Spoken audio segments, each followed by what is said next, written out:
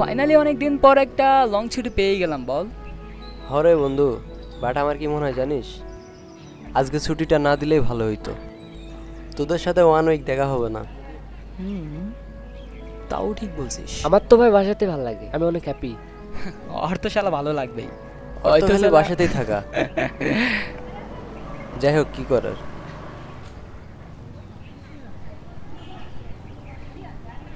ভাই লোক, আমার মাথায় একটা জোরদাবস প্ল্যান আসছে, জিজ্ঞেস কর কি।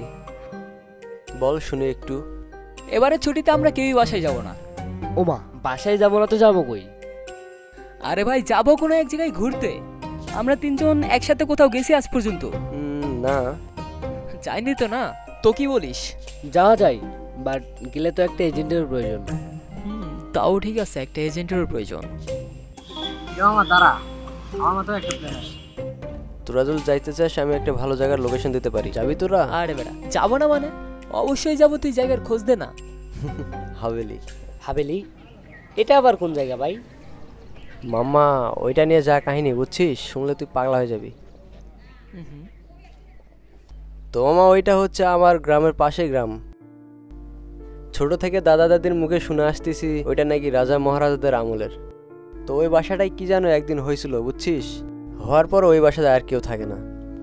কয়দিন আগে গ্রামে গেছিলাম না, গ্রামে যায় দেখি ওই বাসায় একজন থাকে, নাম রাজু ভাইয়া। তো তোরা যদি যাইতে চাস তো আমি ওই ভাইয়াটার সাথে কথা বলতে পারি। যাবি তোরা? হ্যাঁ ভাই, যাবো ভাই। এরকম জায়গা দেখে আমার অনেক শখ। তুই কি বলিস? হাভেলি, সেই পুরনো হাভেলি। ভাই না করিস না ভাই, প্লিজ। আচ্ছা চল যাই।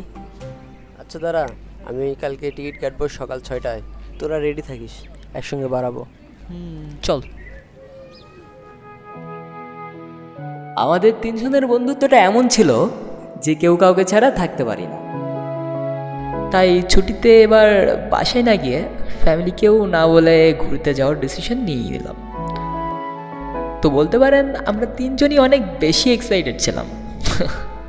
তো আর কি, ডিসিশন ফাইনাল, নাও নেক্সট ডে মর্নিং।